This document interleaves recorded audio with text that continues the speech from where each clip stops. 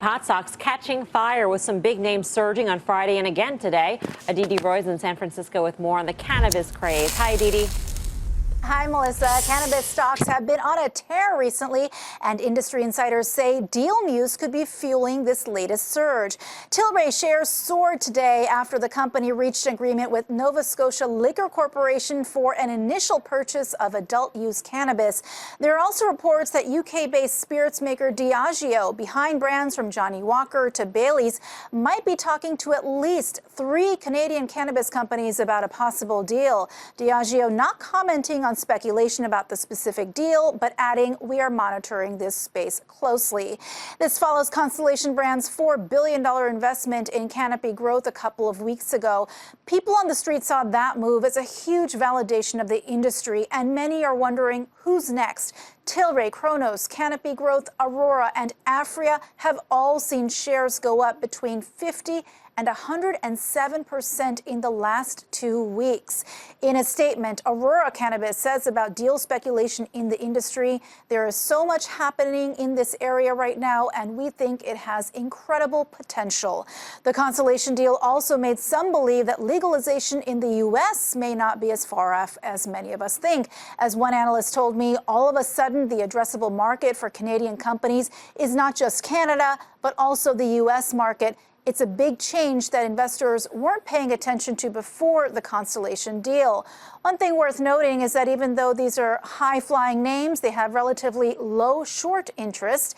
And another thing to keep an eye on, Tilray reports its first earnings as a public company tomorrow. Back to you guys. All right, Aditi, thanks. Aditi Roy in San Francisco. So what could be the next deal to ignite the pot space? Our own cannabis king, Tim Seymour's over at the Plasma to break it down. Tim. Hey, Mel, so as you can see on the screen here, we're at least outlining some potential players. And if you've been focused on this sector over the last week, not only do you know about the Constellation deal, but you've heard rumors of Diageo being a major player. And ultimately, it comes to a dynamic here. Who would they be interested in buying? Obviously, they would be buying some critical mass of one of the big Canadian 3 that remain, although Aurora's not up there. All of these names are interesting candidates. People have talked about Aphria because, frankly, this is the cheapest name in the business when you think of the big 3. Tilray, ridiculously expensive, frankly. And again, going into earnings tomorrow night, that's for investors a name that I would be more cautious on here. But ultimately, you know, who is the right fit for Diageo? Bottom line is Aphria's chief commercial officer also came from Diageo. People will do with this news what they want.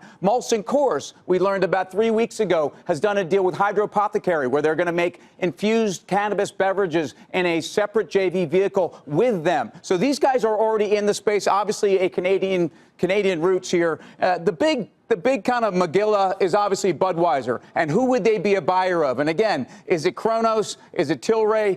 I don't think it's important to speculate here on the names as much as it is to understand the dynamic of what's going on in the industry. As a guy who's been investing in emerging markets, new asset classes, you see different phases. Phase 1 was the regulatory phase. Obviously, that drove valuations. Phase 2 is the strategics are coming. And there's no question that these guys are playing offense, not defense. And the reality is that the valuations have to make sense if you've got an international market, which all these guys do.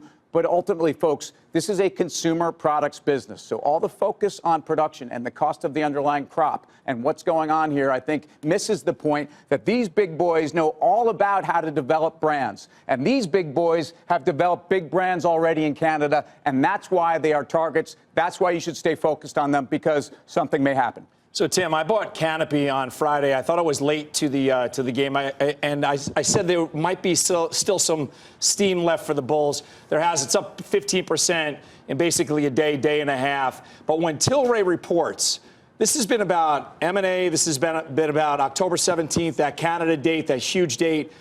Will Tilray take all the helium out of the space when it starts to look at fundamentals across the space, or is that just a minor speed bump?